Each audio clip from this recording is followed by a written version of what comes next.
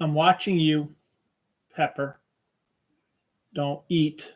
Don't eat the wreath. Hi, just a second. I'm watching my cat here, looking at eating the wreath, our Christmas wreath up here. It's not good for you. It's not even real. It's plastic. Don't make me come grab you like I had to do last night.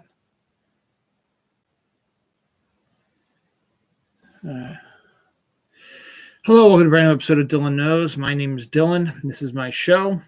It's episode 576 on October 19th, 2024, 11:09 p.m. on a Saturday. It's a quick stop at Hershey PA. I'll talk to you about that in a second. It's New York Comic Con weekend, so there's some news, not a lot, but there's some news that came out of that, mostly comic book related. One of the movies I've been waiting for my whole life, since I heard it was announced, finally is available in my area, and I did see it. So my review of We Live in Time is well worth it. Definitely should check it out, but we'll talk about that in a little bit. Taylor Swift starts her final leg of her Eras tour in Miami this week as well. We're going to take a look at anniversaries that happened this week, and also lead up to what exactly the 13 days of Halloween that I'm doing on my show actually is. We'll talk about that as well for those who haven't noticed it. And I might have to do a excavation of my kitty. Hold on. Pepper, don't eat it. Sorry for my scratching there. So what's going on? This weekend, my wife and daughter were going to take taking a scout trip up to Hershey, Pennsylvania, camp at the Hershey campsite nearby there, and then take in the rides and have some fun, and then come back and eat dinner, sleep, and then leave and come back home tomorrow. So my son Noah and I were home alone, and the movie I've been waiting for a while now, called We Live in Time, with Florence Pugh and Andrew Garfield, debuted, released wide finally, and I wanted to go see it. So I worked it out where I was going to, told my son I had errands to run. I was going to go to see the movie, get some lunch, go to the grocery store, and maybe hit a Walmart over to get some Halloween candy for my Halloween costume for work. And just as I'm about ready to step into the movie theater to watch the movie, I get a text from my wife saying my daughter is suffering from harder than usual cramps during her period that are really, really stronger than they have been. So I was, again, trying to weigh my options, but I had to do the right thing, because when you're a parent, your child is your first and foremost, is what you have to do instead of stuff for yourself. So I told her, I can, going to take an hour and a half to get up there, an hour and a half to get back. So I really look forward to driving all the way up there and all the way back. And I was in Towson because the movie did not play at my local theater. It was not even scheduled to play at my local theater. And the other theater in Hunt Valley that's closest to me, they did not have it scheduled to start until next weekend. And then the one in Towson, which is where I grew up, it's about 30 minutes away from here, had the movie. So I figured I wanted to go see it. So I was going to go there. So I was just about to walk in when I got the text. But they said that she would be able to, I told her I had something to do till about 3:30, because the movie is about 2 hours long. And she said that she could hold on for then, and then wait until 5 o'clock, because I would leave at 3:30 and then get up there by about 5 o'clock to pick her up. So I ended up watching the movie, and I'll talk about that in a second. And then as soon as I got out of the movie, I jumped in my car and I drove all the way up to Hershey, Pennsylvania. Didn't have anything to eat, didn't eat my lunch, didn't anything like that. Picked up my daughter and then drove back home. Got back home about 6:30-ish. And then I had to go to the grocery store, because I had a chance to go to the grocery store to get stuff for dinner. Had to go to get stuff for dinner, and then drive back home, and then make dinner, and then have dinner. So that was my weekend. But again, I had to put my daughter's health before my own likes and dislikes. Uh, and she's doing fine now. The pain has subsided a little bit. I think she's just happy to be home. She's got the heating pad on. She's in her room in her comfy clothes, in her nice soft bed. She's not sleeping out in the cold in the campgrounds and the tents, stuff like that. So she's doing a lot better. She's talking to somebody. Don't know if it's a friend of hers or whatever, but she was talking to someone, so that's good. So that's what I did today. Not exactly how I wanted to spend a Saturday, but again, as I said, when you have kids, they're the highest priority for you, and you've got to take care of them as well. This week also, I think last week I told you we were trying to get our new dishwasher installed, but we could not because there were lots of issues with stuff underneath our sink. We needed garbage disposal, and there was a new cutoff valve we had to get. So we called in local plumber for us, and my wife was able to stay home and gave us a bid of $1,300 to repair it, which seemed a little high to me, just to replace a nozzle or a shutoff valve and install a garbage disposal. And they said it would only take about an hour and a half to do. 5 hours later, they finally finished. Turned out they had to replace our entire piping underneath our underneath our sink, and put in a new drain thing for our one side of our double sink, and opened up a spot for when the people decide to come back and to install our dishwasher, which hopefully be this week, but we'll see. Give them put a new opening spot for them to install the stuff. So hopefully that'll work. But yeah, so pissed off my wife a little bit because they came about, I guess, 8:45, and she thought, okay, hour and a half. She would be able to get into work by about 10:15, 10:30. She wasn't able to get to work till about 1 o'clock. And then she had to stay late because she had to cover her shift. So since McCormick's up 24/7, so she ended up staying till about 9 o'clock, which sucked for both of us.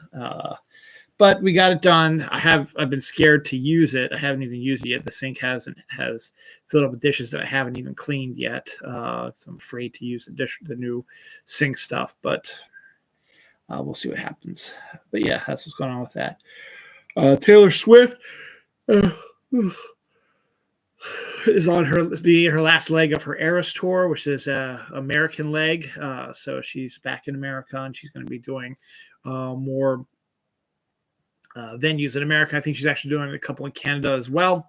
It's going to go till about, I think, December, and then she's done her Eras tour finally about a year and a half later. So good for her. Let me get back to some normal stuff. When I was writing my stuff today, I was kind of half asleep, but I need to get it done, and I was kind of in a weird position, so I'm probably going to have trouble reading a lot of what I read here.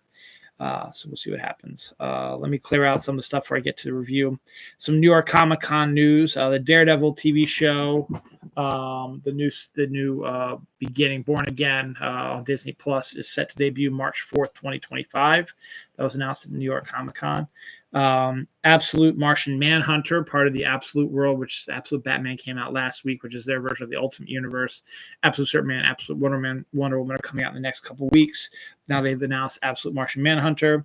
They've also announced Daredevil Cold Day in Hell, a Daredevil storyline written by Charles Soule and drawn by Steve McNiven. So you got that. Sector 31 from Michelle Yeoh, the Star Trek Black Ops group run by Michelle Yeoh is set. They made a movie about it. It's set to debut on Paramount on January 24th, 2025. And SpongeBob SquarePants is set to get a stop motion Christmas special this year. That was announced at New York Comic Con as well.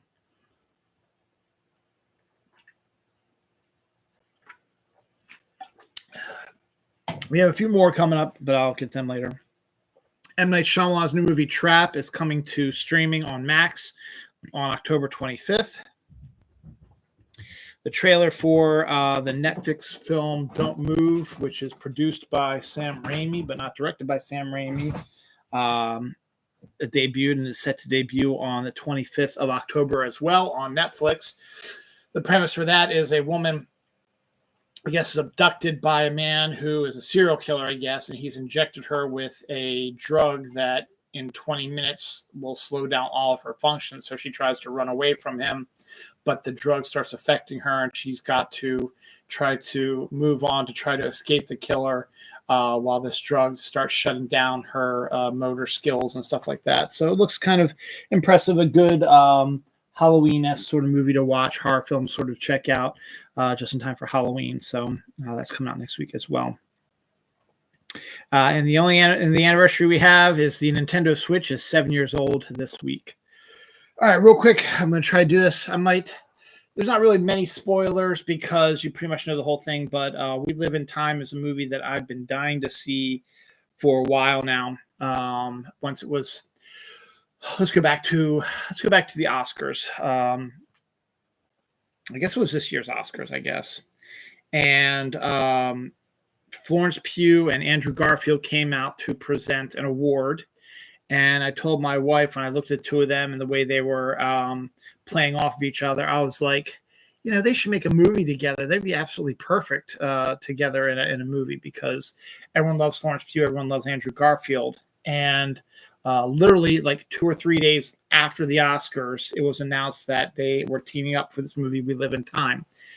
No story was given about what it was, but we knew that they were going to, they said it was a romance, and that was all they said about it. So, and then I kept trying to see if I could hear more and more. And as more things came out, I brought them to you on the show, since this is my 576th episode. Every time something came up about it, I mentioned it on that episode for that week.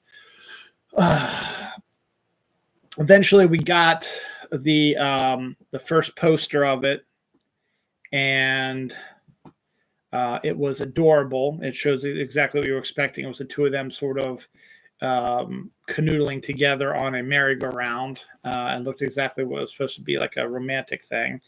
And then the first trailer came out. We finally got an idea of what the movie was about, and we saw a lot of they're speaking in their actual accents, and there's a lot of romance, and there's some drama, and something to do with a sickness and children and stuff like that. So, and then just kept seeing more and more. And then it was announced it was going to be at the Toronto International Film Festival, and that was going to release on October 11th. So I was like, okay, I'm going to circle that date. I'm going to take the day off of work, and I'm going to go see it in the movie theaters when it comes out. But then I got I had been having kidney stone issues for the whole year up to that point. So I used up all my time. So I was hoping to use up one of my days for that, but other things came up and I didn't have any time. And then I found out that it was just opening in New York and California on October 11th, that it was supposed to open wide on October 18th, which is fine. So I circled October 18th on there. And then as we're getting closer, I started checking to see where the tickets were, and the movie theater near me did not have it, as I mentioned in my show. The movie theater at Hunt Valley, which is the next nearest one to me, it wasn't going to be out till next week, so obviously they're not releasing it all at once. They're doing a staggered release window for it. And then the one in Towson was one that had an actual schedule for it. So I said, okay, I can do that. My wife and daughter are going to Hershey. I can tell my son I'm running errands, and I'll go to Towson, and I'll watch the movie and then do my errands and come back, and it'll be great. And then you heard what happened. But I enjoyed it immensely, as I thought it would. I've been seeing a lot of the lead up to it with a lot of the interviews with Florence Pugh and Andrew Garfield, and their chemistry is very palpable. And you can see it, and I want them immediately to either be in a film series together where they're always playing off each other, or to fall in love with each other in real life and be an actual couple. Because I think the two of them work out really well. But until that happens, we get this movie. We Live in Time is basically a movie that covers the relationship between Alma, played by Florence Pugh, and Tobias, played by Andrew Garfield. Alma is a chef who is a restaurant owner, I guess, or it doesn't really get into detail, but she is the chef of the restaurant, and she intimates that she's the owner of it as well. And Tobias works at Weetabix, which is sort of a cereal company, as an IT guy. And the movie is done out of order, so it's not done in chronological order. The first scene of the movie has Florence Pugh on a morning jog through the woods, stopping to pick up different herbs and stuff for something she's obviously going to cook. She goes back to her very very nice house. Looks like it's in the woods. She's got chickens. She's getting their eggs from them as well.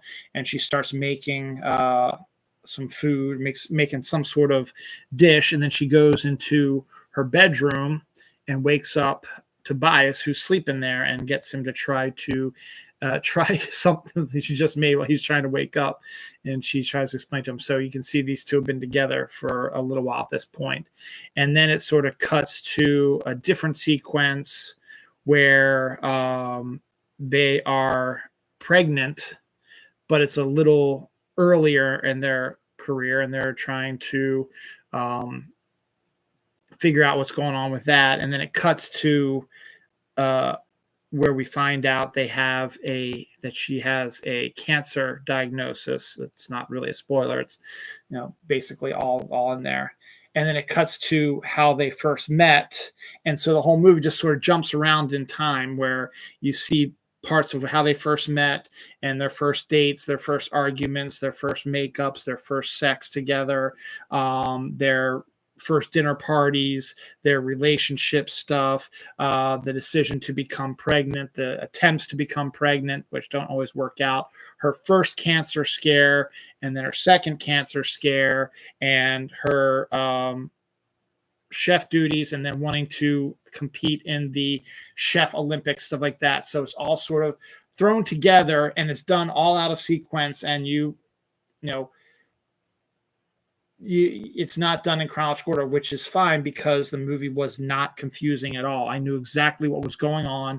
I knew which era of time they are, and it actually made it enjoyable. I didn't have to sit there and think, it's like, what's going on now? It's like, it took you just a second to figure out where they were. It's like, okay, they're on their first date, or okay, they have been married for a while, or actually they don't get married, but they've been together for a while, or they're pregnant, or they're trying to get pregnant. You can tell it's easily,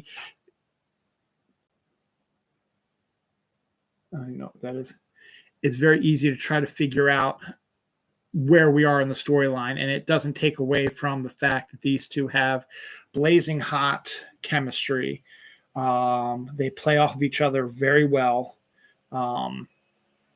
We Live in Time is a outstanding movie. It's one of my favorite movies of all time, and it is a movie that I can sit down and I can probably watch all the time, like I do with like A Dish or Interstellar or The Martian, or Jojo Rabbit. It's going to be one of those, when it comes out on Blu-ray or DVD or whatever, I will grab it and I will watch it all the time, because I love the movie. I love the story. It is not melodramatic. It is just looks like that we are being into the lives of a normal married couple. Except the thing is, they're not married. A couple that's together, I should say. Excuse me. And you see everything. It's not all gumdrops and roses, and it's not all terrible scenes and stuff like that. It's the typical ups and downs of a relationship. Yes, they have arguments. Yes, secrets are kept secret. Yes, people are sometimes be selfish, but at the same time, they also cannot get enough of each other. They absolutely love being together. They kiss like they're in love with each other. When they become parents, they are absolutely doting on their adorable daughter, and they're very successful. That's the one thing, that they're successful, and the meet cute aspect of how they met is the only part that you might consider kind of unrealistic. That, and also the birth of their child could be construed as maybe a little unrealistic, but we have heard of such things happening in all ways. Real quick, we find out that Tobias at one time was married to someone else, and we see him getting divorce papers, being served with divorce papers, and he's at a hotel room where he has just done like some sort of convention or something for Weetabix, so he's not like at his usual home or whatever.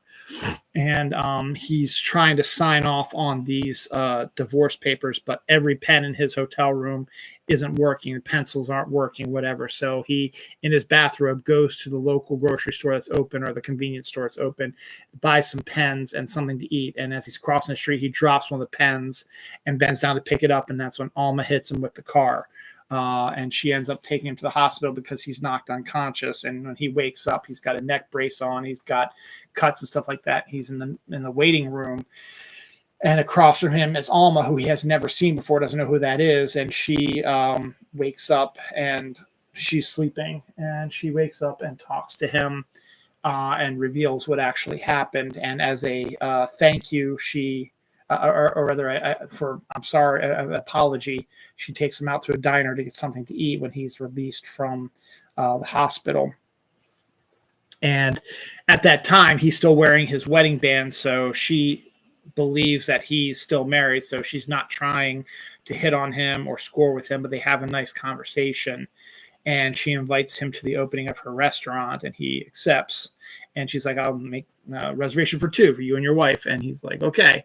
And then about 20 minutes later, and then we cut to another scene where they're actually together, married, and I keep saying they're married. They're not married. They're together, and she's working on something, and he's working on something, and they're enjoying their company with each other. And I think maybe their child might be involved with that as well.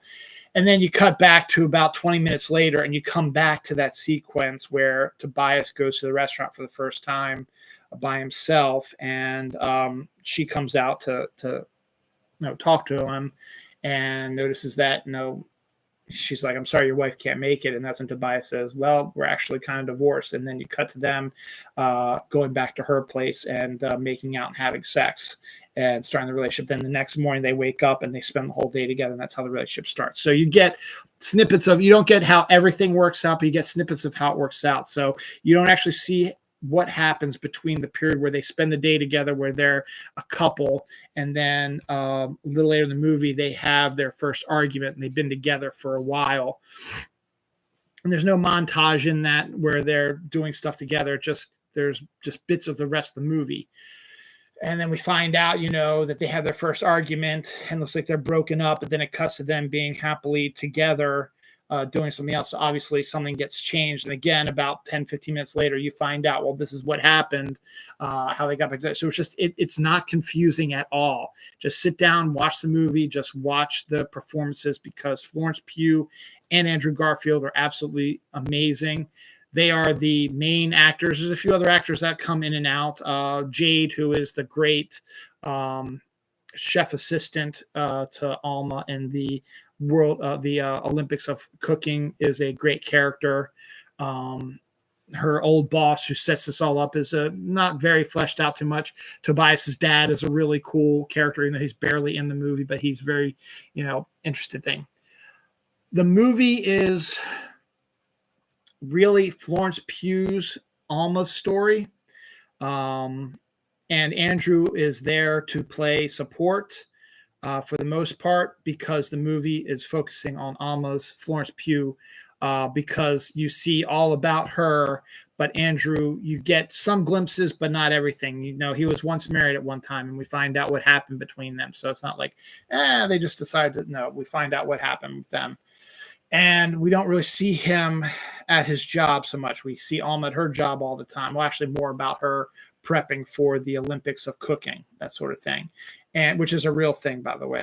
It's not just made up, and it's just made up drivel or whatever. It's a real actual thing that happens like that. We Live in Time is an almost perfect movie. As I just saw it once, I want to see it again like tomorrow, but I know I can't. there's so many movies out there that I want to see, but I would be fine with watching We Live in Time again and again. It is that good. The performances are that good. It is a R-rated film. There is sex. There is nudity. You get some nude, good nude shots of Florence Pugh, but you also get Andrew Garfield's butt as well. So there is nudity. There is sex, but it's done in a specific way. The first time you see them have sex is early on in the movie when they're together, and we've learned that she has cancer again, and their parents or their child has already been born. The child's like 7 years old, so they've been together for a long time then, and maybe she might be 5 or 6 years at that time. But they have sex the first time in the movie after the cancer diagnosis, because she knows she's got to go through all this chemo and then operation, then more chemo, stuff like that. She says, I really kind of want to have sex with you again before all this stuff happens. So you see the sex between a loving married couple who absolutely just loves being with each other and loves being in each other's lives and is each other's perfect lover. And then as I said, we move on, and then you get their next sex scene is their first sex scene where they have sex for the first time as a couple, which is not as, I guess, visual, I guess is the proper word. I mean, you don't really see the sex, you don't really see a lot of the thrusting or whatever, but the together sex after the cancer diagnosis, when a couple that's been together for a long time, seems regular, fluid, and supposed to be. The first sex they have is just you get a lot of playful flirting, stuff like that, and taking off of clothes, and then it sort of just cuts to them done, passed out in bed. They're asleep and stuff like that the next morning after they sleep. So there's no real sexual scene there. And then that is taken care of, where after they had sex first time, he spends the night at her house for the first time. He gets up and gets dressed and is considering, trying to find something to leave her a note saying, hey, I got to leave, or whatever. He feels he has to after what happened. She wakes up and they have a conversation. And he's like, I guess I should be going. She's like, why, do you have something to do? And he's like, no, I have nothing to do. And it's like, well, do you have anything to do? And she's like, no, I have nothing. So I was like, great. So they end up spending the day together, and they start getting to know each other. So they spend the whole day drinking coffee, going shopping, being in the woods, doing what you do when you're first together, touching your face and brushing hair out of their eyes and holding arms, stuff like that. As a couple that's freshly in love. And then they're having a conversation in the kitchen after their nice day off, and Andrew Garfield is just looking at her, and he just feels that urge that he needs her, and goes and kisses her, and they end up having a more of a stronger sexual experience than they had the first time that you see. So, and then there's another one where they're trying to get pregnant, where you see a little more of the sex. So there's a lot of sex in it, but again, it's not terribly graphic, which is perfect, because you don't want anything like that, because this is a normal couple, you might see a lot of you and your partner in this sort of relationship. And when you are trying to have children, you end up having a lot of sex in different locations. But again, it's all done sort of in a weird, filtered way, and it keeps cutting back to them on having the pregnancy test and stuff like that happens. So then other things go on. As I said, the only other lapse in logic, besides the fact that she hits him when they're with their first meet cute thing, is where, again, kind of a spoiler alert, but it doesn't really affect the outcome of the movie that much, so it's not really a big spoiler, where Alma gets locked in a convenience store, petrol station, bathroom, where she's suffering massive birthing pains. And Tobias has to, break the door down, and they have to give birth to their child in a petrol station bathroom. That's, again, it has happened. You've heard the stories. It does happen. Like, I thought when my son Noah was born, I thought that the way the contractions were for my wife, I thought I might have to pull the car off to the side and have my wife give birth right there in the car, just the way things are going. So it does happen, but it seemed a little out of left field, and it does go on a little long for my liking. But in the end, it's a minor quibble. The whole movie in general is fantastic, outstanding, and it even made me tear up a little bit near the end as well. And it's a great movie, and as I said, I'm dying to see it again.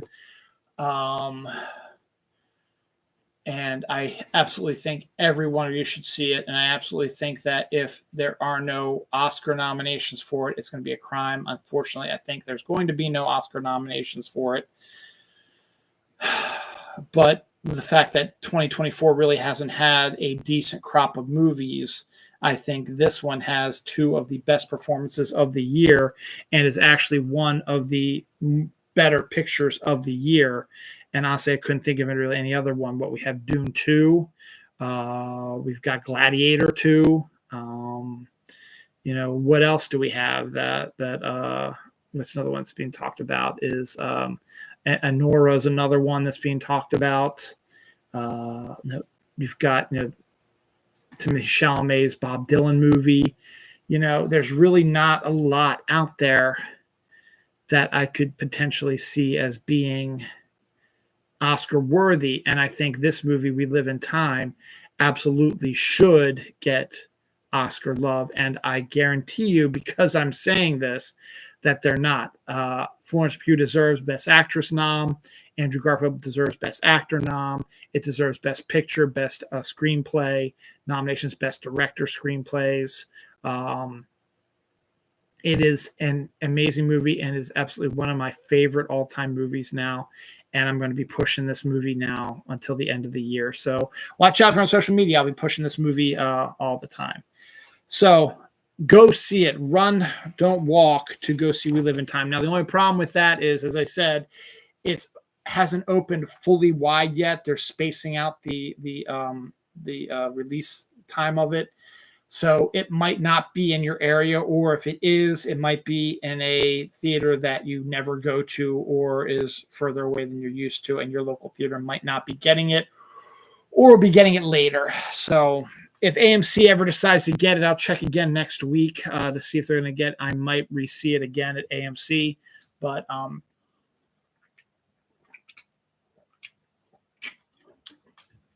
there are other movies I do want to see, despite how great this movie is.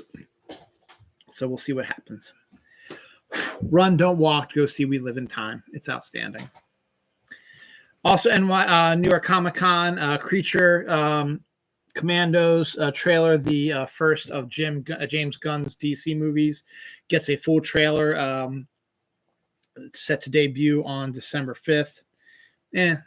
It was okay. It's not one it's on Max, I think. I don't think it's going to be released even in theaters, so I'm not even going to watch it since I don't have Max. Also at NYCC, Vertigo, which was DC's creator-owned branch of DC Comics, is coming back after being shut down for about 10, 15 years now.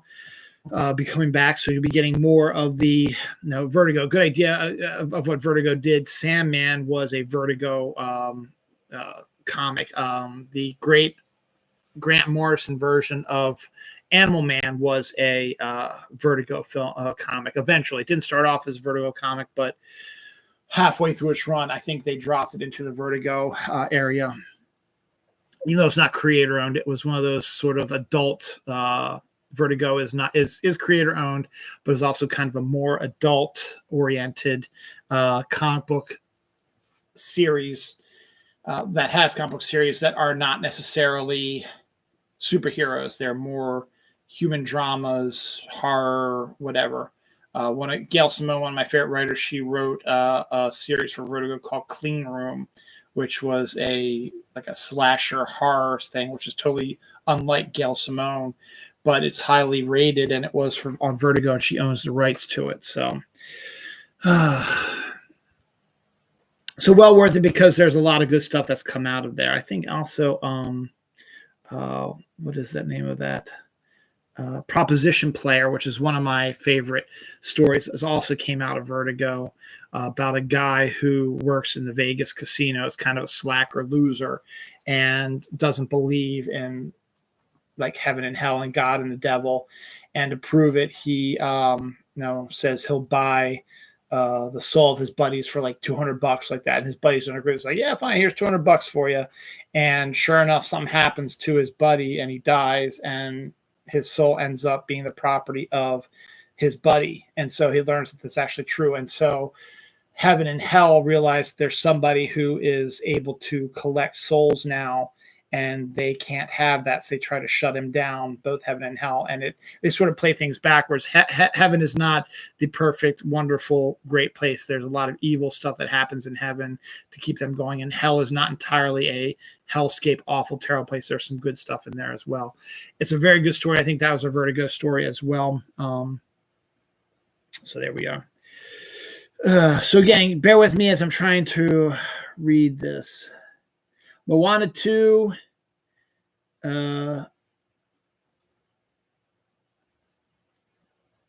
is going to break a Disney box office record over Thanksgiving, since tickets have gone on sale for it. The ticket selling has been through the roof, skyrocketing. So the advanced ticket sales for Moana 2 have been record breaking. So we should see a massive box office, huge box office hit from Moana 2 on Thanksgiving, which now in retrospect makes sense why Wicked decides to switch its opening day from the day before Thanksgiving to the Friday before Thanksgiving, because Moana 2 is just going to dominate the box office. Wicked's another one that could very well get into the Best Picture talk along with We Live in Time. So let's see what happens about that. Paul King, the guy who directed the first Paddington movie, and I think also the first Wonka, the Wonka movie, is set to direct a Prince Charles film. Not Prince Charles, Prince Charming, excuse me. Prince Charming. Prince Charles film is like no big deal. He's a real person. Prince Charming film, where we're supposed to get a better look at the moron that is Prince Charming, who he danced and fell in love with a blonde-haired woman at the dance, didn't get her name, and then when she runs off, all he has left is her slipper, so he ends up going to every woman in the kingdom to try on the slipper. That never sat well with me, because Cinderella is blonde-haired, even when she's not Cinderella, when she's not fancy Cinderella, she's still blonde hair. So when you see him trying on the shoe with women who are obviously not someone that he has fallen in love with and does not have blonde hair, it makes you wonder what in the hell is going on. Because what you should be doing is, she's a blonde and kind of what she looks like because you fell in love with her. So when you go to a house and it's this I don't want to say it, but like the ugly substitute, like not a very attractive, dark-haired woman, you're like, okay, nope, wrong house, I'm out of here. No, he went and tried on every, and also the same thing is Cinderella's foot size is not unusual. She probably has a normal shoe size. So obviously someone else in her kingdom may very well be able to fit in the glass slipper, because Cinderella's shoe size is not something unusual. Think about that also. I have a size 15 shoe. Yeah, that seems kind of excessive and big, but there are people that have, there are other people that have size 15. There are people that have size 16. There are people that have size 20 feet. So there are other people out there. I'm not the only one that has a size 15 foot.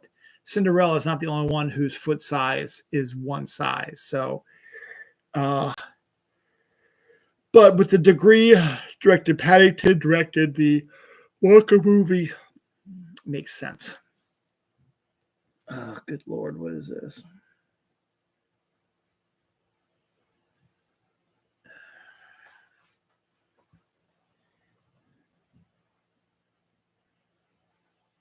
Godzilla Minus One is set to return to theaters in November with 13 minutes of bonus features or bonus footage. So basically, they're re-releasing Godzilla Minus One to movie theaters, and they're adding 13 minutes to it from the deleted scenes or something, I guess. Don't get me wrong, Godzilla Minus One is an absolute fantastic film, but I don't think I need to go see that in the movie theater again. Nothing wrong with that. Ash trailer, some sci-fi film that just I thought I mentioned, but doesn't really seem interesting, and I didn't really watch it. So, but letting you know that there's a movie out there called Ash coming out. It's a sci-fi sort of film you might want to check out. No one really famous that I know of is in it. So there we go. Sony has not had the best history with trying to make movies based on Spider-Man's properties. When they bought the rights to Spider-Man, they didn't get the rights to Spider-Man. Well, they did. They actually did get the rights to Spider-Man, but they were sold them to Disney. Andrew Garfield was their Spider-Man. But they are trying to build a universe around Andrew Garfield's Spider-Man. And it could have worked because Andrew Garfield was a really good Spider-Man.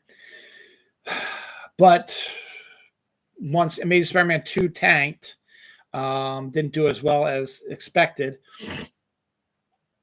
Everybody was screaming that Spider-Man belongs in the MCU. That's when it went downhill for Sony, but they still had the rights to all of Spider-Man's characters. So you had your Venom movies, and then you had your Morbius and stuff like that, and then the Madam Web stuff. Kraven the Hunter's coming out in December, which actually does look pretty decent, actually. But they do still have, but they had been, before all this was going down, they'd announced a whole bunch of films that they were going to do, a Sinister Six film and a Silver Sable film and all stuff. Well, Silver Sable film may be awoken from the dead. Sources are saying that it is back on the schedule and that they will be making a Silver Sable movie through Sony.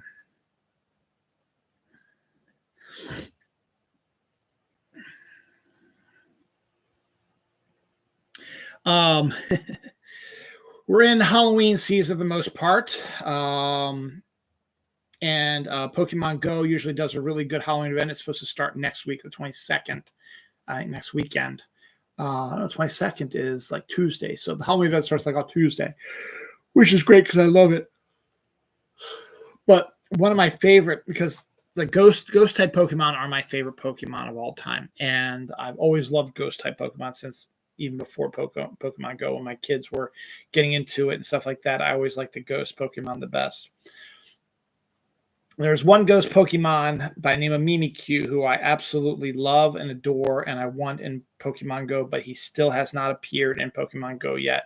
And he's a ghost type, and Halloween is usually the best time to do it. It's been 4 or 5 years now, so it's about time to bring him into, because he's a hugely popular character. Well, Mimikyu will be in the Pokemon universe, but not Pokemon Go. He will be introduced into Pokemon Sleep, which I really have no idea what that is about. I know it's something that comes to do with the bracelet, and it's a new gaming thing you can do, but instead of being active, it's keeping track of your sleep, and Mimikyu is somehow going to be a part of that. So we're getting Mimikyu in Pokemon Sleep, but not Pokemon Go. So we got to wait probably another year for Mimikyu to come to Pokemon Go. What are you doing? That's just my cat. Real quick, while I'm on the subject, before I continue with this, I've been doing this show for 11 years, and I've recently added some new extra bonus shows to this channel. The first one of which was interviews with myself, which I talk about, just certain things where I just want to focus on one issue alone and just talk about it for however long I want to talk about it. Lately, it's been used mostly for fall and summer movie previews. I've done one about politics. I've done one about nostalgia. I've done one about Thanksgiving, stuff like that. So it's whenever I feel like it. It's not a normal one that I do all the time. And then I just started one recently where I'm doing my list show, where I try to do a show where I do various lists. I've had a bunch of lists. I had a list show on this show, Dylan knows, for a while when I had Jerry Fletcher working with me, but once YouTube went away from being able to have co-anchors or whatever you want to for your shows, we got away from that, and so I got away from it. But I love lists. I've always loved lists. 2 years ago, I did my 500th episode, or not 2 years. It was last year. I did my 500th episode, so I did a list show of the top 500 movies of all time. We Live in Time would now be part of that list now. But so I've started that and have done only a couple episodes of that also.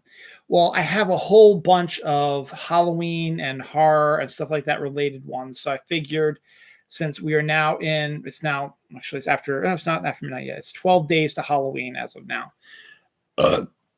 Yesterday was 13 days of Halloween. So 13 Halloween scary stuff, stuff like that. So I have ideas for at least 11 lists.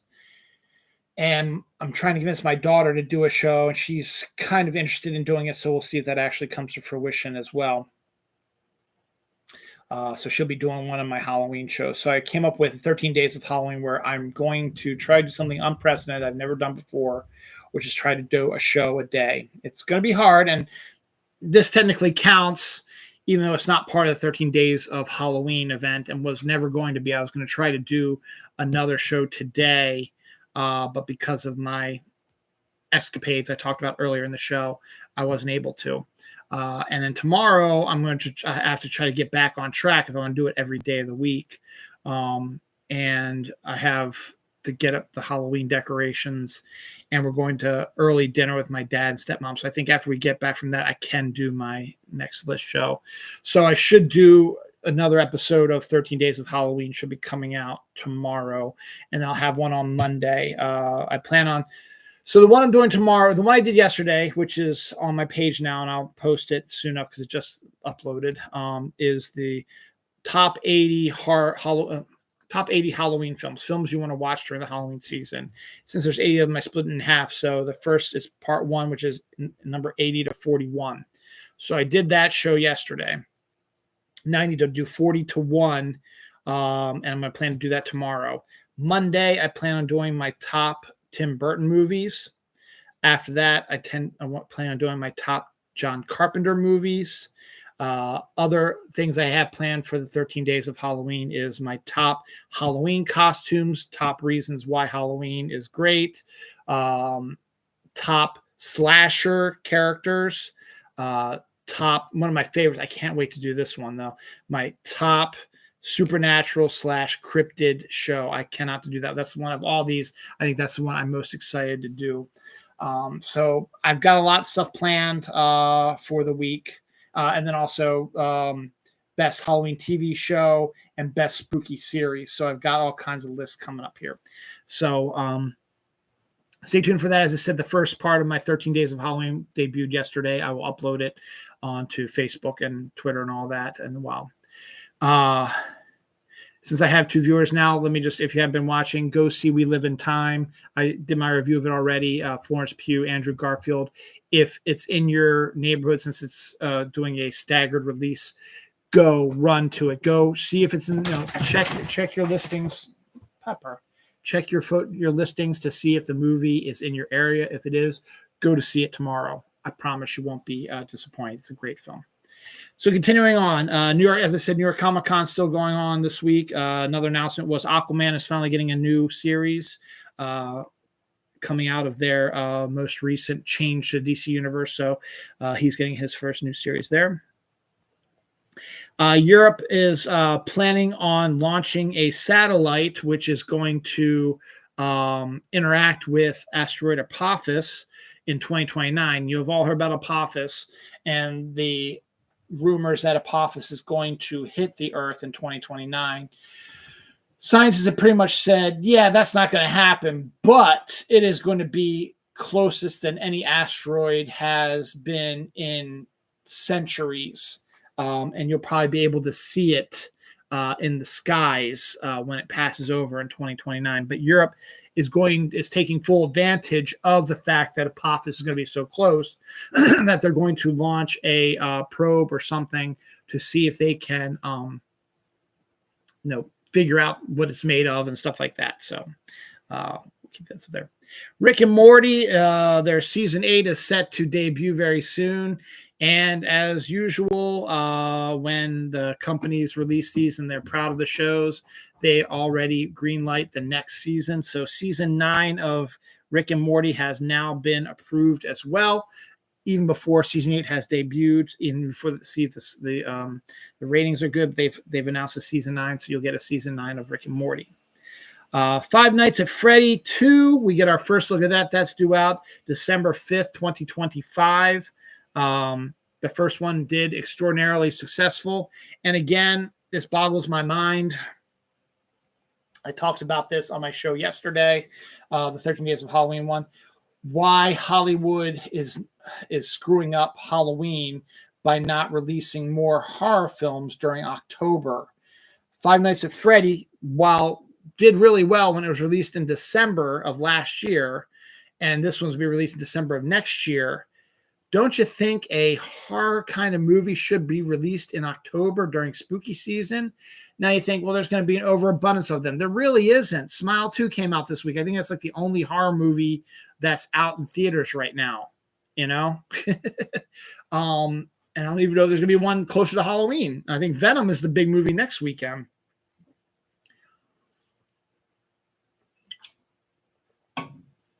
And that's not really horror, right? Look, they do what they want to. They made bank in December when they released it, and I guess maybe it has to do with special effects and actually that. But you think more horror people should aim for, horror movie makers should aim for October release dates, because spooky season is the best time because people want to see scary movies. They want to go out and they want to see scary movies and get involved with that sort of thing. And not to have any one of them out there is no, it's not good. But again, it's their plan and it's going to be successful. It'll make a shit ton of money. Don't worry. But the fact is, you should release it in October. Speaking of that, Wolfman, Blumhouse's Wolfman movie, directed by the same guy who directed the Invisible Man remake, is set debut in January of 2025.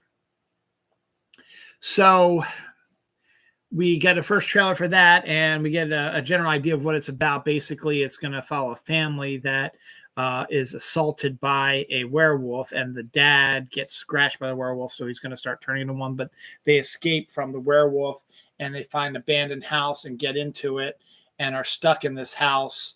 And they discover that the dad is going to start slowly turning into the werewolf. And so the mom and the daughter are stuck with the guy who's going to be turning to the werewolf while another werewolf is outside. So you got kind of a weird thing. It looks interesting, but again, it should have been released in the fall. But I mean, yeah, I know you want to release it. It's done. You want to release it now, and you don't want to wait 10 months to release it. But still, January 17th, Wolfman's coming out. Luca Guadagnino is set to direct a remake of American Psycho. Don't need a remake, but okay, whatever. Also, speaking of that, Werewolves trailer is another. Werewolves are the hot commodity this year. So we have the Wolfman trailer comes out. The movie comes out 1/17. Werewolves with Frank Grillo is set to debut in December as well. So we are getting a horror film in December again, not October, which we should have, but the trailer for that came out this week here.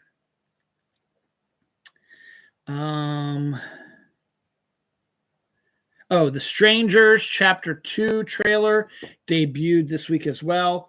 The first one was, I think it did decent, and it's always set to be a trilogy directed by Renny Harlin, and the second film is set to debut next summer, I believe. So the first trailer for that came out this week. Again, I didn't watch it because I don't like those types of horror films. Not my cup of tea. Lee Pace and Josh Brolin, both MCU alumna, have joined the cast of the Running Man remake directed by Edgar Wright with Glenn Powell. Josh Brolin will be playing the bad guy again. So he's starting to make a living with that. I think Lee Pace is going to play one of the people that's stuck with Glenn Powell's character, trying to survive through the Running Man event. for those who know me or watch this show at least, know that the Riddler is by far my favorite Batman villain of all time. And I honestly think that he has not been done that well. Frank Gorshin did a pretty good job of him in the Batman TV show from the 60s, but it was campy. The animated version of it was with John Glover voicing it, was pretty decent as well. But every other live action version of it has been sucky. Jim Carrey's version of it in Batman Forever of the Riddler was Joker light. He's not crazy. Riddler believes he's the smartest man in the room. That might be his mental issue, is that he's a narcissist and he believes he's smarter than everybody. And in order to prove that he is, he gives clues to where he's going to hit next, knowing full well that nobody's going to be able to solve his riddle because he's the smartest man in the world. And then we have, I had his name in my head, but I forget right now, Paul Dano's version of the Riddler and the new Batman movie with Robert Pattinson. And that made Riddler into sort of like a sociopathic serial killer sort of thing. And Riddler, again, is not that way either. So I have not seen a good version of a live action version of the Riddler. Enter James Gunn.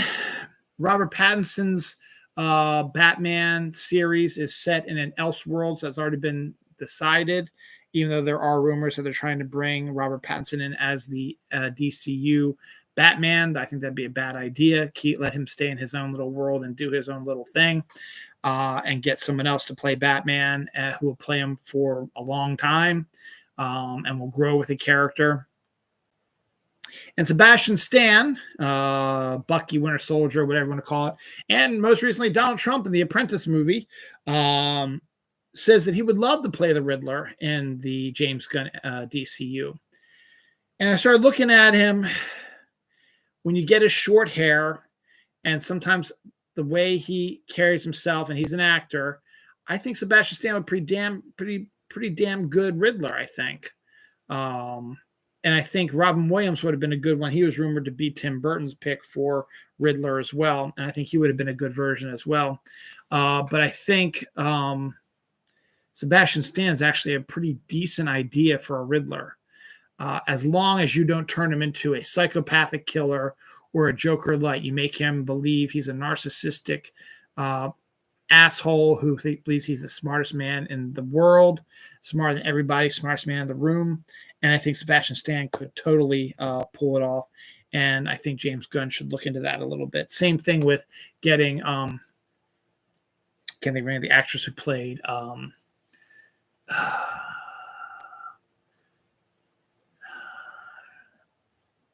can't think of her name right now.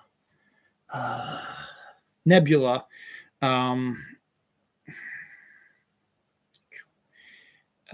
me just look this up real quick.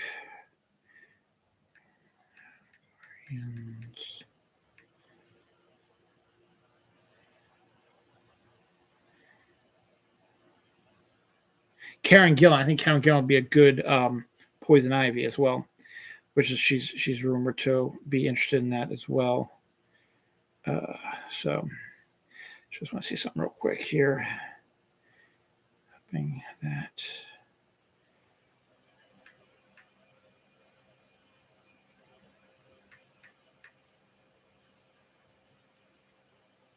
Fuck. Yankees going to the World Series. Fuck you, Yankees. God damn it. Oh, well, sorry. Fuck the New York Yankees. Anyway. So I think Sebastian Stan would be a good Riddler. Oh, yeah, I already did this one. Boom. Oh, a 5.0 earthquake was detected off of the Oregon coast. Not as big of a deal as the multiple ones that have been hitting California. It's that whole area is full of earthquakes anyway. But I thought I mentioned it because there have been a lot of earthquakes in California. So, granted, this one was a lot further away from California than usual. But the fact is that there's a lot of earthquake activity going on recently in that area. And I don't know if that's going to be cause for alarm. Probably not. One of my other favorites, Felicia Day from the Guild and other stuff, is set to narrate the audiobook version of Gail Simone's Red Sonja novel, which I'm dying to read also. It's not due out to be until November. But right now, Felicia Day is doing the audiobook narration of Gail Simone's Red Sonja book. So that's pretty decent. That's pretty cool, too. Trailer for The Line, a dark and disturbing film about college fraternities, had its debuted this week as well. The first poster for the new Karate Kid movie with Ralph Macchio and Jackie Chan set to come out next summer. And we also get a name for it. It's Karate Kid Legends. And it's set to debut May 30th, 2025. The Mayfair Witches, Alexandra Dadrio's adaptation of the Anne Rice books are set to get its second season, supposed to hit in January of this year. I think this is some of the most interesting news of the week. Everybody knows Yorgos Lanthimos. He's the guy that's just, I think won the Oscar last year for that movie that he did with Emma Stone, and he released one this year. Well, he's working on another one called Begonia, and he's got Emma Stone and Willem Dafoe, who are guys, actors who are consistently in his movies. Same with Claire Danes, not Claire Danes, is what's her face? The actress played Mary Jane. Kirsten Dunst's husband, I forget his name right now. They're all Yorgos Lanthimos regulars, and they're already in Begonia as well. But this casting is really interesting. Alicia Silverstone, who's sort of been quietly sort of in the background, is getting cast in Begonia as well. And sometimes you just need, excuse me, sometimes you just, Pepper's attacking my leg now. Sometimes you need a movie like this to help inject some life into a sagging career as it was. And the fact that Alicia Silverstone is getting the chance to do that. Another good example of Lindsay Lohan. I'm going to talk about her in a second here in a little bit. But Lindsay Lohan had all those issues where she was a big child star in the late 90s, early 2000s. And then she went through her druggy partying style stuff and sort of just lost all kind of people lost all kind of faith in her and thought she was another, ruined child actor. And then she got herself clean. She got married, became a mom, and she started a new career, not necessarily with a big time director, but she knows the bread and butter. Everyone knows Hallmark films are the Hallmark Christmas movies are some of the most watched and most loved shows out there. And Netflix has started to do similar style ones. They did a St. Patrick's Day one, and they've got a bunch of Christmas ones coming up this year. It's going to be on Netflix that are very similar to your typical Hallmark sort of things. And Lindsay Lohan has jumped on the bandwagon and is starring in a bunch of those, and they're successful. She's doing a really good job. She's been getting good reviews on that. Her work in that got her to do the sequel to Freakier Friday, which is also getting good reviews. We're going to see that in August of next year. So if this can sort of revitalize Alicia Silverstone's career, it makes sense to join this cast and work with a visionary sort of director and inject some life into your career. I think it's a great idea. So good idea on Alicia Silverstone's part, and a great job on Yorgos for casting her in this role. And hopefully she's going to nail it, so that'd be great. What the hell did I write there? Oh, Ultimate Wolverine, New York Comic Con. Ultimate Wolverine was announced there, and it's going to be in the Wolverine is going to be the version of the Winter Soldier / Bucky in the regular Marvel universe and the Ultimate Universe. So that's what that's going to be about. Dermot O'Leary and James Knopf are set to voice characters in Richard Curtis's animated Christmas film This Christmas, coming to Netflix this year. Oh,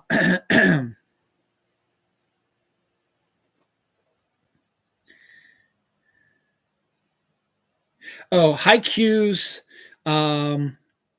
is a during 2020. Haikyuu was a manga that my daughter and wife got into at 2020. We had shut down. I had gotten as many as I could from the libraries before shutdown happened. And I bought a bunch from Barnes and Noble before shutdown happened, also, so that they could read all of the Haikyuu stuff. And we were able to find the anime, and it became an obsession with my wife and my daughter. Anyway, so fast forward 4 seasons, they completed the manga series. I kept going to Amazon. I would buy new ones every few weeks for them, so they keep having something to read during COVID lockdown. So we have every issue of Haikyuu's manga, and we've got the first 3 seasons of Haikyuu, the anime, on Blu-ray. We have not gotten the 4th season, though. They did watch it on Crunchyroll. So after the 4th season, they were going to release two movies to conclude the anime. And the first one, The Dumpster Battle, was supposed to come out in movie theaters, and it probably did, but it might not have reached over here. And if it did, we didn't really pay much attention to it anyway, and they didn't go see it.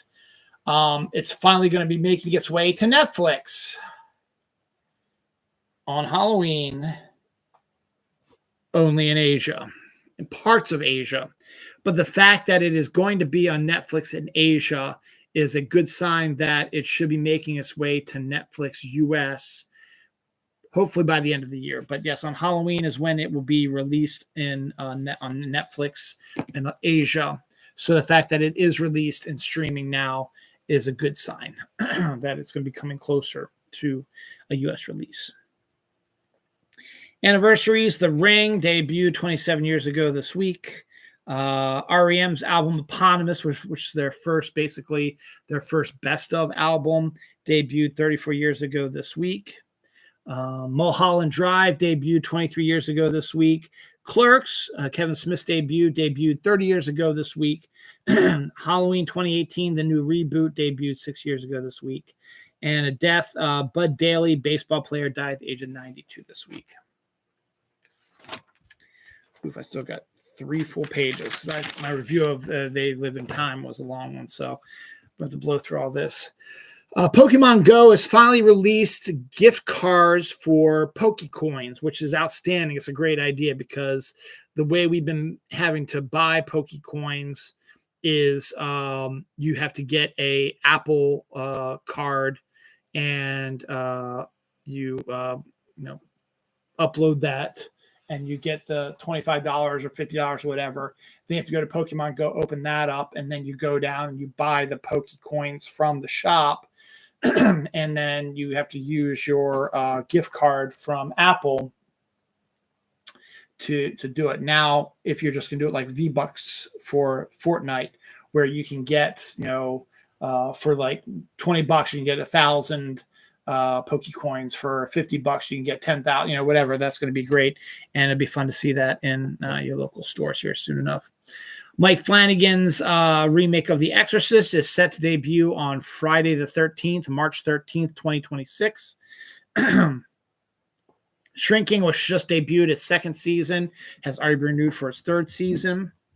Dunkin' Donuts, and I gotta get this because it looks really cute. They have a Munchkins bucket. It's a Halloween bucket that's can be used for a trick-or-treat bucket if you want to, filled with probably close to 100, 200 of these of the Halloween Munchkins. So it's not just regular Munchkins, it's Halloween style Munchkins. I got to pick them up. That's pretty cool. Reese's Red Velvet is an interesting flavor that's set to debut next year, but it could be kind of interesting. Phineas and Ferb is set to have their revival arrive in 2025.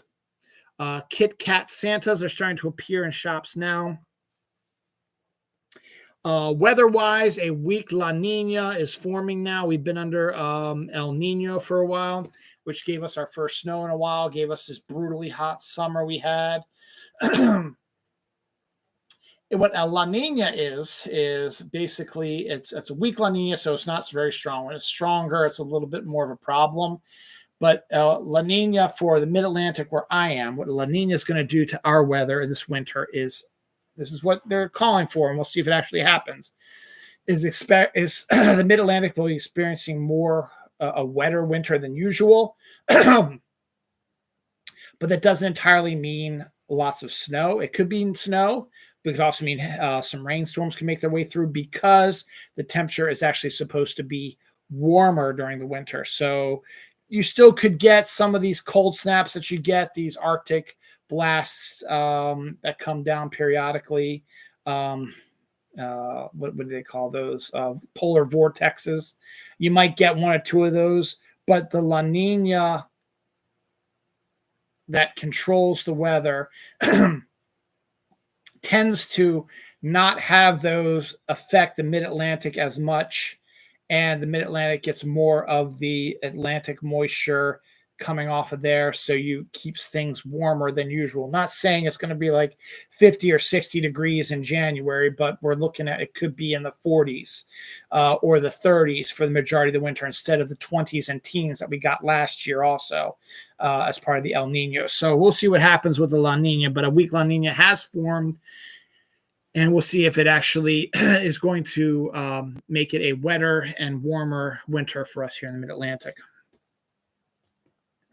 John Waters is set to go on a 2024 Christmas tour. He does a great Christmas show, and he's going to be touring it this year. Plus, he'll be spending his 79th birthday in New York City and having a big, giant birthday bash with all of his buddies. So congrats to you, Mr. Waters. Dune Prophecy is set to debut 11/17 on Max of this year, which is the series based in the Dune universe. The Denis Villeneuve series of movies is set in that movie series, and is another one of Frank Herbert's storylines and connects with different characters. Chips Ahoy has released their hot cocoa cookies. I actually have some upstairs. Haven't tried them yet. Pilgrims is apparently a chicken nugget company. They have created a chicken pot pie nugget, which actually sounds absolutely delightful, to be honest. So you get your chicken nugget and you fill it with your typical chicken pot pie stuff. You know, a gravy, peas, green beans, and whatever else in there, maybe a crust for the pie. So that's pretty cool. Tom Holland has apparently read the script for Spider-Man 4. Apparently it is done, and he is rumored to be ecstatic about it, and he let Zendaya read it, and she was just as ecstatic about it. So Spider-Man 4 is becoming more and more of a reality. The rumored subtitle is King in Black, and that leads to believe that this Venom movie, which introduces Null, who is a major threat to the world of Spider-Man, is going to cross over to our world and be the main villain in the upcoming Spider-Man movie. So we'll see what actually happens. This is interesting. The Electric State, I talked about that last week. We had our first look at it. It's the Russo brothers who directed the Avengers Endgame and Infinity War and the Captain America Winter Soldier and Civil War, and did was it Community? Yeah. They are set to direct, and plus they did the movie The Gray Man for Netflix. So they have a good relationship with Netflix, and Chris Evans was in that with Gyllenhaal, I think. Anywho, their next movie is this movie called The Electric State, which looks adorable. Actually, it stars Chris Pratt and Millie Bobby Brown. I think there's some other famous people in it right now, but those are the two main ones that they glean on. And it's set in a world where there was like a robot tried to be like a robot takeover of the world. I think the robot's lost, but there are some evil robots out there, and there's some good robots and stuff like that, and they got to sort of discover their stuff like that. So it looks good. The first trailer for it came out. I'm going to put you down, baby boy. Mm-hmm. Sorry, I love my kitty. There you go. It's set to debut. It's set to debut March 14th. So I think I'm going to go see it. It looks pretty good. It's going to be on Netflix, so it'll be easy to take a look at. But it looks interesting. Check out the trailer for yourself. The Electric State. It looks pretty good. The Supermoon has passed. It came out on October 17th, which is last week. But Krispy Kreme's released on the day of the supermoon a supermoon donut, which looks really good. A bigger than usual donut with a yellow icing on it and little crumbles of moon rock sort of things on it. It looked really good.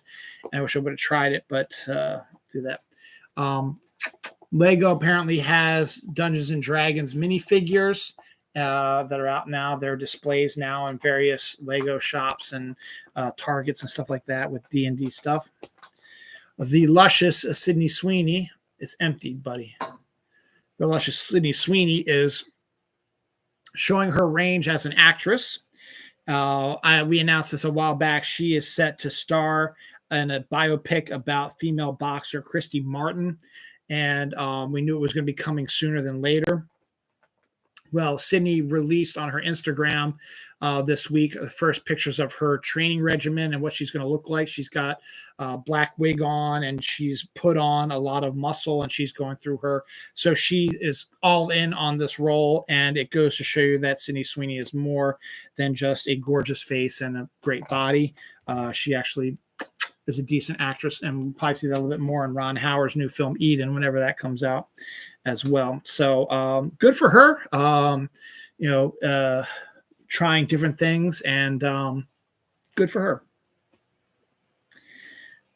Perseverance rover on Mars photographs a solar eclipse from Mars, which we've never seen before, which I think is really a decent sort of cool sort of thing to see.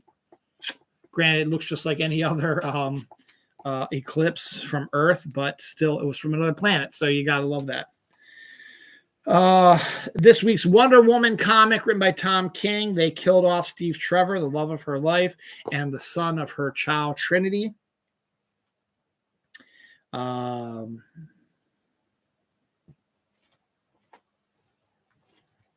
in the... I don't know what this one says. Something's coming out December 10th.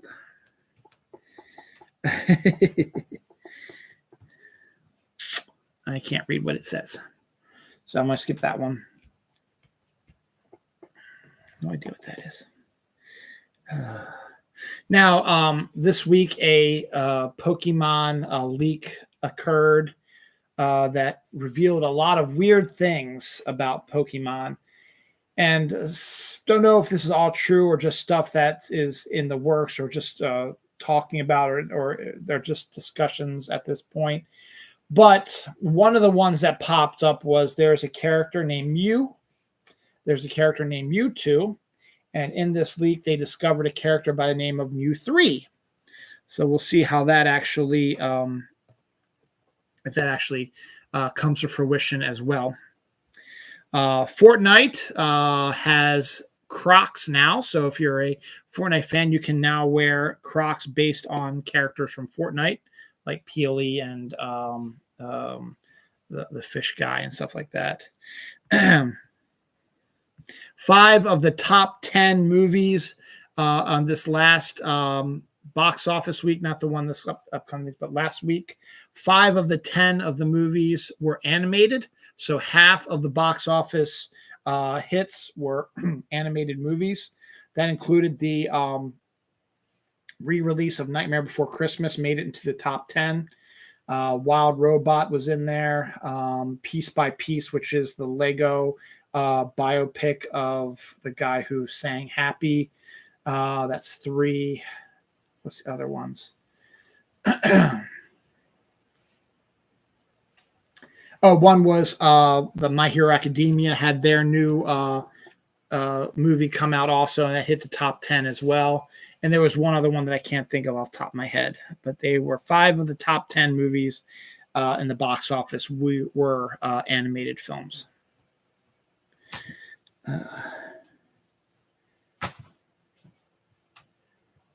What the hell is this? Something. Oh, more auroras. That's what it was. So we're in the middle of the sun's strongest surge of stuff. All right, here, you can sit behind me. That's fine. The biggest, strongest surge, the sun's biggest, strongest surge now.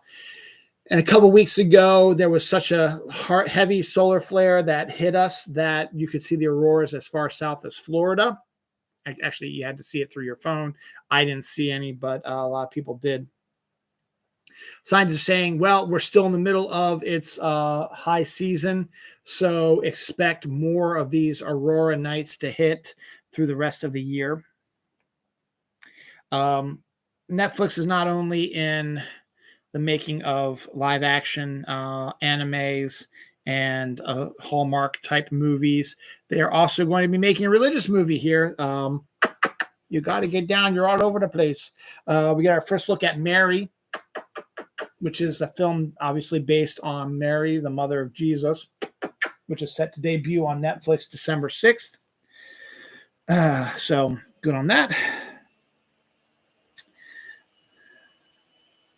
The Creep Tapes is a TV series based on the Creeps movie series, which I have no idea what it's about. It's a found footage sort of series about a parapsychologist, investigator, stuff like that, who goes investigate stuff. But they're making a TV series about it, so couldn't tell you anything about that.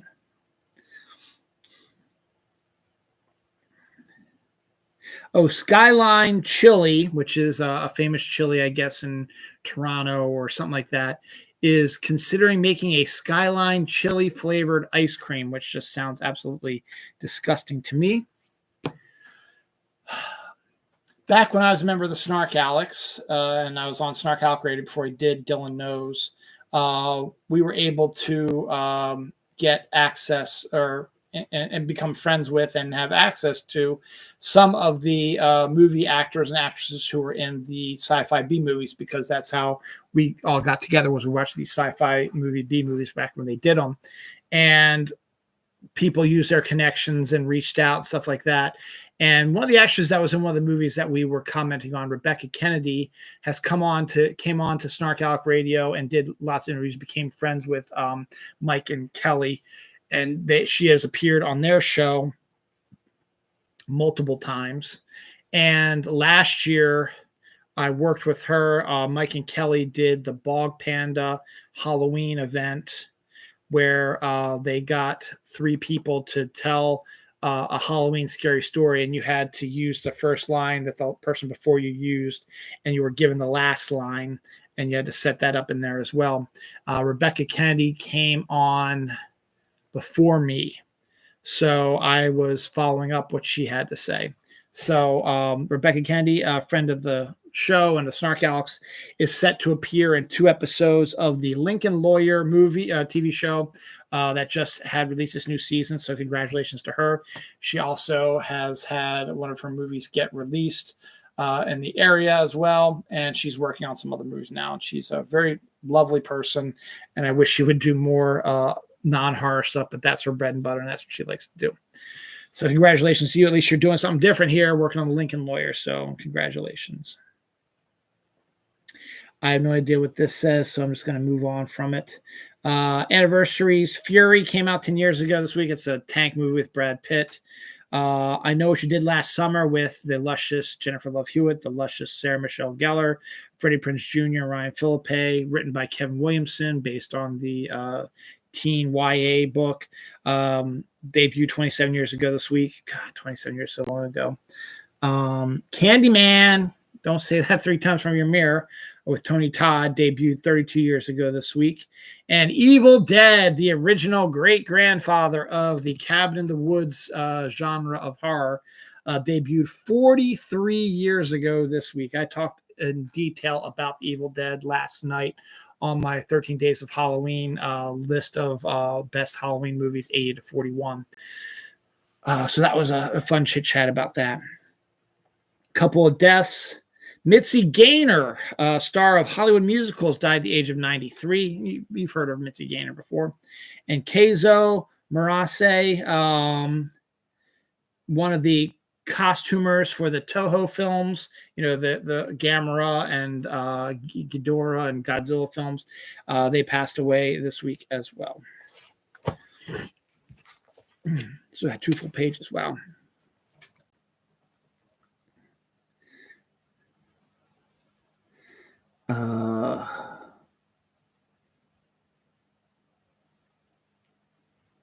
I have no idea what that says. The NFL is said to be playing a game in Ireland eventually. That'd be kind of interesting to see that. I think the Steelers said they'd like to do it, so it'd be a Steelers game.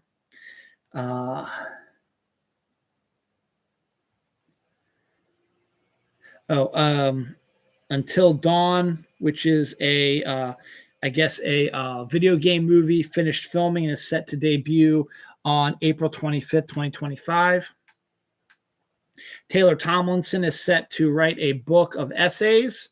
She's all over the place, and she's getting good reviews. That's good on that. Nesquik DJ Khaled hair bun drink. It's a regular quick, chocolate drink, but DJ Khaled is going to be on the container instead. One of the Harry Potter series writers for the new Harry Potter series coming up said something that's going to piss off a lot of Harry Potter fans. When they announced that there was going to be a Harry Potter series on Max, everyone was like, great, we can now, every season will be one season of the book. You can put everything that was cut out of the movies into the TV show and just do a straight up brilliant adaptation, just straight adaptation of all the Harry Potter stuff because the story's there. That's what we want to see. Well, one of the head writers that was hired for the writer's room for the Harry Potter series said, well, I really don't believe in the idea of sticking directly to adaptation, which pissed off all the Harry Potter fans, which basically means that they are not going to get a straight up adaptation of Harry Potter. They're going to get another version of it that is not going to be beholden to the books. So that's pissed off a lot of people. So we'll see if that actually happens. I have no desire really to watch the series. I don't even have Max, but I have no desire to see it as well. Sean William Scott of Stifler fame has joined Tim Allen and Kat Dennings on their new show on ABC. A24 and Paul Greengrass are set to do an adaptation of Stephen King's book Fairy Tale, turn it into a TV movie, or a TV series, I should say. It's one of his non-horror films. It's more of a fantasy sort of film. Came out recently. Carry On trailer set to debut December 3rd, I think. Taron Egerton and Jason Bateman. It basically looks like Die Hard on an airplane, kind of, where Taron Egerton is a TSA agent who discovers a suitcase that has like a bomb or something in it, and the killer contacts the guy who owns the briefcase, contacts him and says that he's like holding his family hostage or whatever, and he's got to let this thing get on the plane, because if he doesn't, he's going to kill his family, that sort of thing. So and it's set at Christmas time, so of course it is. The Legend of Ochi is another A24 film, which looks pretty decent. It stars Willem Dafoe, Finn Wolfhard, Emily Watson, and Helen Zierig. And it's got a cute little creature in it as well. But the first trailer for that came out. No release date for it yet, but it looks interesting. Look what you did, Barbie. Look what you did. Everybody now thinks they can make a movie about a game or a toy. And sure enough, we are getting a Viewmaster movie. Apparently, a script has been written for the Viewmaster movie, which doesn't make any sense whatsoever, because Viewmaster is a little thing you held to your eyes and you flipped it and you saw pictures. That's all it is. How are you going to make a fucking movie out of Viewmaster? Doesn't make any sense whatsoever. Tom Hardy is set to join Scott Snyder as co-writers of a sci-fi comic book series. This was before NYCC, so this wasn't an NYCC thing, called Arc Band for Dark Horse. So Tom Hardy will be, is not the first comic book writer to write a comic book. It's gone as far back as 1986 when Miguel Ferrer, one of my favorites, he co-wrote and co-created a character called Comet Man with Bill Mumy and Kelly Jones on art.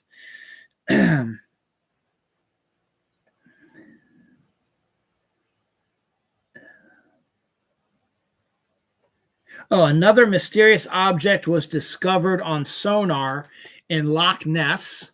So they're still checking that, and they're finding all kinds of weird stuff. So it's a good thing as well.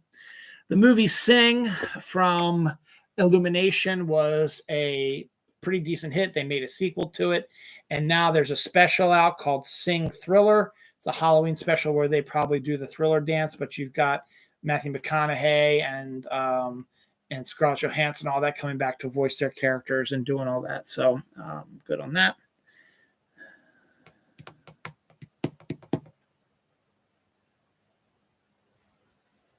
Wallace and Gromit, Vengeance Most Foul trailer came out, so we're getting a new Wallace and Gromit movie, probably coming out next year. Alan Toriyama, one of the creators of Dragon Ball Z, is set to get inducted into the Harvey Award Hall of Fame at NYCC this weekend. Jude E. Lee, one of the Ozzy Osbourne's guitarists, was shot while he was walking in Vegas this week. Ozzy Osbourne is also being inducted into the Hall of Fame, Rock and Roll Hall of Fame later this month. Laurie Metcalf, Tom Hollander, and Olivia Williams have joined the cast of Monster Season 3, which is going to be the basis of the serial killer. I forget his name. Monster is the TV series movie that takes a look at a true crime story. And Monster Season 3 is going to focus on one of the worst serial killers. I can't think of his name right now. Slow Horses is set to be renewed for a 6th season, which is continuing to put a crimp into Gary Oldman's retirement plans. He said that once he's done Slow Horses, he's going to retire from acting, but you get another season. So guess what, Gary? You got to keep working. So keep on working on that. Invincible Season 3 is set to debut February 6th without any delays and without any breaks in the season. So good for that. Atlanta has been chosen for the 2028 Super Bowl. So we've got all the way through 2028 Super Bowl locations already in place. Man in the White Van trailer debuted this week. Didn't watch it. Didn't care. James Gunn mentioned this week that he was going to put Krypto in the Superman movie and then releases a picture of Superman with Krypto, except it's a different looking Krypto, but I'm okay with that. Krypto is like a short-haired, like greyhound sort of dog, but this one looks like a fuzzy super dog sort of thing, a bigger looking like Labrapoodle or something, like Labradoodle or whatever. But the reason why is because Krypto reminds James Gunn of the dog that he got that he rescued or helped rescue, and wants to give tribute to the dog that he rescued. So you get your first lead Krypto. Yeah, it's fine. I still think Alan Tudyk is going to be the voice of Krypto, so that's just my opinion on that. Oh yeah, this is interesting. One Piece. The live action series is set to debut season 2 probably next year, probably at around this time next year, maybe closer to December, because they're still working on it right now. But the source material is still churning along right now. It's been going on for 20 plus years right now, over 1,000 issues. But guess what, y'all? Even after thousands of issues of the manga and multiple seasons of the anime, the creator of One Piece said, you know what? I kind of need a vacation. I ain't canceling One Piece, but there ain't going to be any new One Piece for about 3 to 6 months. And that goes for animated series, which is still behind the manga by a few hundred chapters. But both the manga and the anime are going to be going on hiatus for a good 3 to 6 months as the writer gets himself rejuvenated. And rumor has it that the reason why he's doing this is because he's finally going to wrap up One Piece, and he just needs this break to get all of his cards in line up the story and do it exactly how he wants to do it, and then start working on it and line it up. So that's the rumor right now, is that One Piece will be ending, but it's not ending right now. This is just a hiatus. It's going to be going away while the artist writer rejuvenates himself, and the animated series feels the same way. They need a little bit of chance to get there, but there's still gonna be One Piece content. As I said, the live action series is coming out next year, and there is another sort of One Piece sort of thing coming out called Mailbag or something like that. But the actual One Piece manga and the One Piece anime will be taking a hiatus, a pretty decent sized one, about 3 to 6 months. Just as I said, rejuvenate. As I said, I really think the writer of One Piece is getting ready to lay down his final storyline. He wants to make sure that everything connects and that everything is up there. And that's why he needs the break, so he can make sure that he gets the story he wants. And then he can start from here, and he's got the plan. He can start from here to get to here and end it. So that's just my opinion. We'll see what happens.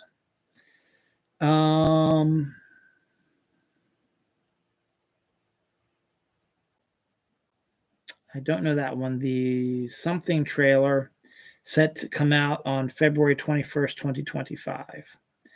No idea. Crayola Studios is going to be teaming up with Hallmark to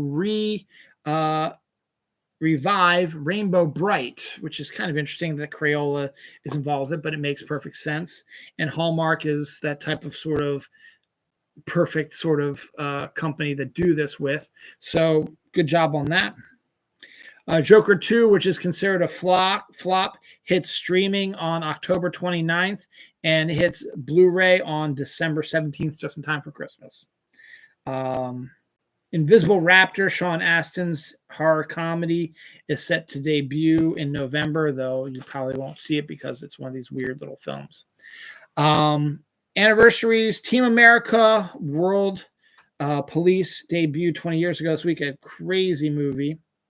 Fortnite Chapter 2 Season 1 debuted 5 years ago this week. We'll be getting the Season 2 Island back in November, which I'm ecstatic for. Little Giants debuted 30 years ago this week. Pumpkinhead debuted 36 years ago this week. Bride of Chucky debuted 26 years ago this week. Silver Bullet debuted 39 years ago this week. Wes Craven's New Nightmare debuted 30 years ago this week. Practical Magic debuted 36 years ago this week. And the big death this week, Liam Payne, a One Direction singer, died at the age of 31 after a fall from a hotel balcony. Rumor has it that he may have committed suicide, but no one knows for sure. TMZ got into a little bit of trouble by showing photographs of his dead body. So we'll see how that all plays out.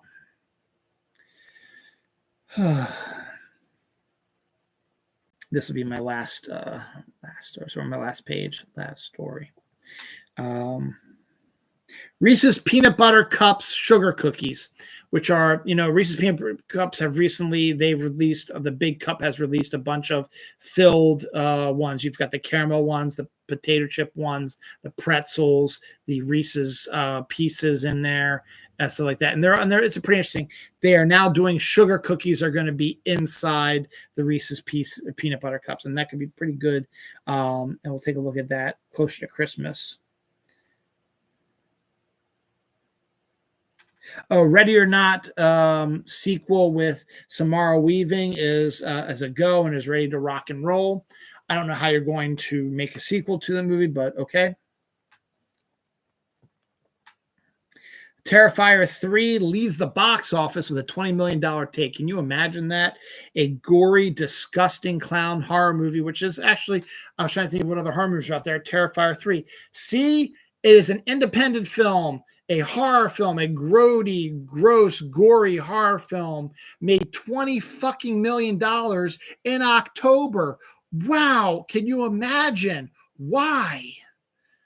Yes, I'm being sarcastic. October, spooky season, horror movies, Terrifier 3, $20 million. Come on, man. It's not that stupid. It's not that hard. I'm not yelling. I'm okay. It's not nothing bad. I'm yelling at the TV. I'm yelling at the production people who don't know what they're doing. There's a bunch of really good last stories.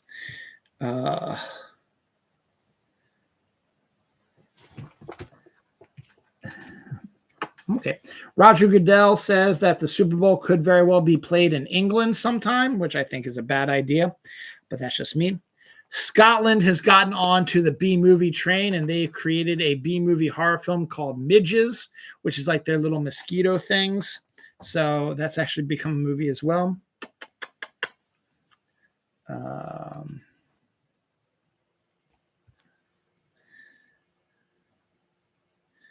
Pepper, I really can't read harder stuff what you hear. I can't read my writing. He Sees You When You're Sleeping. Santa Claus horror film is set to debut later this year as well.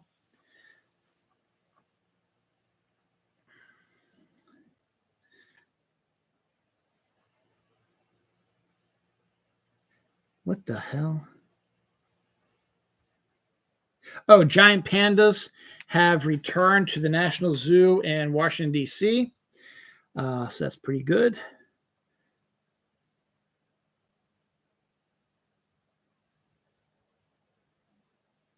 Oh, the Pokemon Link also, that's what that other one is, isn't that?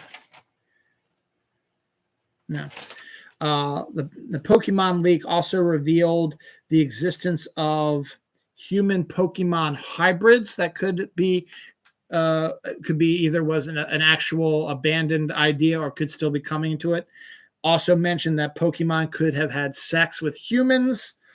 That was a little weird thing to see in the leak as well. And they also had rumors of Detective Pikachu 2 possibly starting to get done in the works as well. That's what that is. Okay, so that's some Pokemon stuff. Plus, Gigantamax will be coming to Pokemon Go on not 12/26, 10/26 on the 26th. But the thing about that is, with the Gigantamax raids, you can have upwards of 40 people to take them down, which means you can't just have one or two people take them down. You're going to need to have at least 20 to 40, they're saying. So that's not going to be a big deal because I don't hang with a group, and they're trying to get you to hang with a group, but I don't know, unless there's a way you'll be able to. I mean, you can talk to people around the area, but I don't know. It just seems like a bad idea to do that. Silo Season 2 trailer debuted this week. It's set to debut 11/15, the show itself. Universal Monsters Reeboks are coming out just in time for Halloween.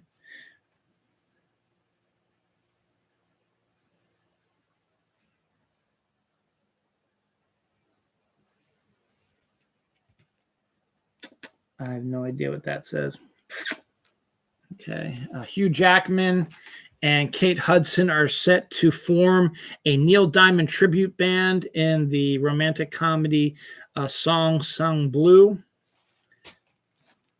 PS5 is said to have a Death Note game based on the manga.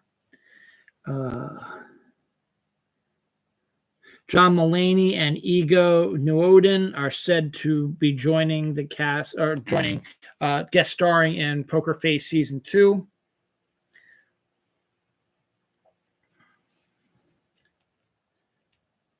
What the hell is that? I have no idea what that says either.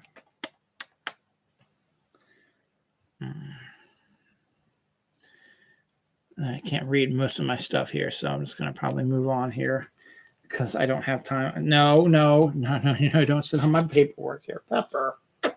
You're such a good boy. Not a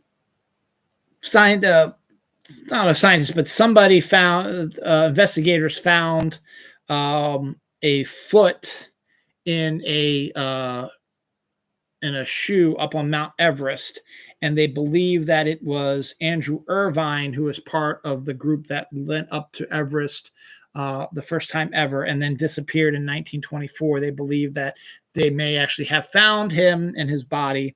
They assume that he probably died on the mountain, and now they have proof that it's possible that it very well could have. I have no idea what that says.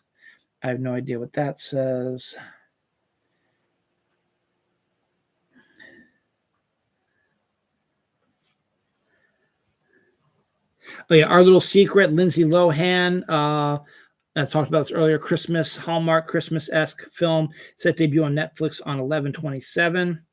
Almost Christmas Story is a new animated Christmas special that's going to pop up on Disney Plus, also on November 15th.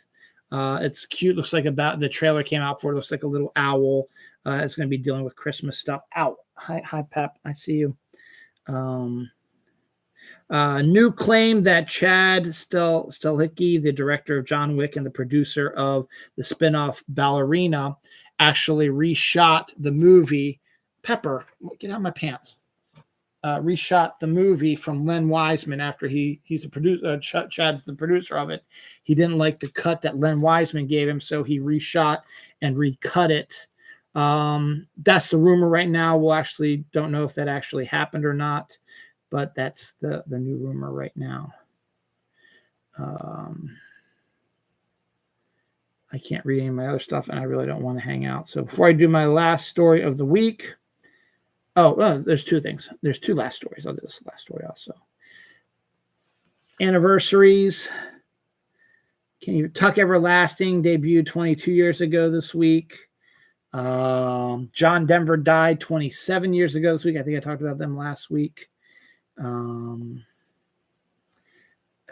Haunting of Hill House, the Mike Flanagan series on Netflix, debuted 6 years ago this week. The Shawshank Redemption debuted 30 years ago this week. Pulp Fiction also debuted 30 years ago this week. Fortnite Chapter X had its final event in the Black Hole, which I remember doing a story on it for this show where Fortnite was going to be shut down for about 2 whole days while the new chapter got uploaded. And the fans of the show were absolutely losing their mind. After the Black Hole sucked their game out, they didn't know if Fortnite was ever going to come back, and they were freaking out about it. And it was they were videotaping themselves, freaking out about it, and it became a huge thing for a few days. So much so that it was my first interactions with Fortnite on this show, so I kind of remember that. Really funny.